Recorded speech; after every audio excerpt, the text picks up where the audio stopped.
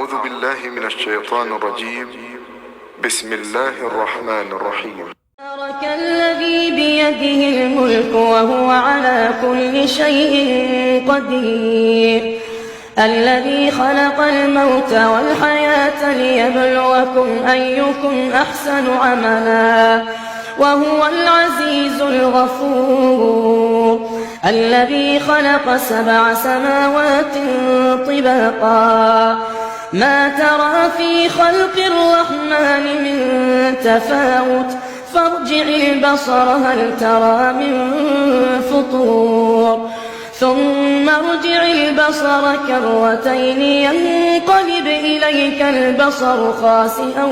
وهو حسير، ولقد زينا السماء الدنيا بمصابيح وجعلناها رجوما للشياطين وأعتدنا لهم عذاب السعير، وللذين كفروا بربهم عذاب جهنم وبئس المصير، إذا ألقوا فيها سمعوا لها شهيقا وهي تفور تكاد تميز من الغيظ، كلما ألقي فيها فوج سألهم خزنتها ألم يأتكم نذير، قالوا بلى قد جاءنا نذير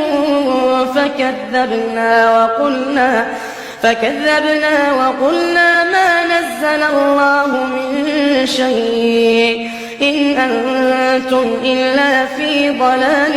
كبير، وقالوا لو كنا نسمع أو نعقل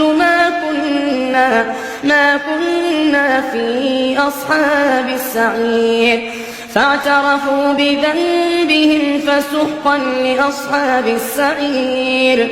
إن الذين يخشون ربهم بالغيب لهم مغفرة وأجر كبير،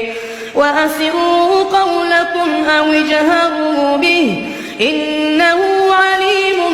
بذات الصدور، ألا يعلم من خلق وهو اللطيف الخبير، هو الذي جعل لكم الأرض ذلولا فامشوا في مناكبها وكلوا من رزقه وإليه النشور، أأمنتم من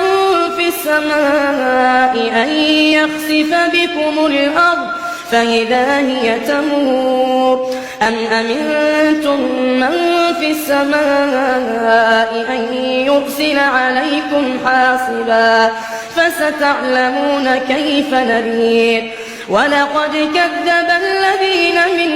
قبلهم فكيف كان نكير، أولم يروا إلى الطير فوقهم صافات ويقبضن ما يمسكهن إلا الرحمن إنه بكل شيء بصير، أمن هذا الذي هو جند لكم ينصركم من دون الرحمن إن الكافرون إلا في غرور، أمن هذا الذي يرزقكم إن أمسك رزقه بل لجوا في عتو ونفور، أفمن يمشي مكبا على وجهه أهدى أمن يمشي سويا على صراط مستقيم، قل هو الذي أنشأكم وجعل لكم السمع والأبصار والأفئدة قليلا ما تشكرون، قل هو الذي ذرأكم في الأرض وإليه تحشرون، ويقولون متى هذا الوعد إن كنتم صادقين، قل إنما العلم عند الله وإنما أنا نذير مبين، فلما رأوه زلفة سيئت وجوه الذين كفروا وقيل هذا الذي كنتم به تدعون قل أرأيتم إن أهلكني الله ومن معي أو رحمنا فمن يجير الكافرين من عذاب أليم قل هو الرحمن آمنا به وعليه توكلنا فستعلمون من هو في ضلال مبين قل أرأيتم إن أصبح ماؤكم غورا فمن يأتيكم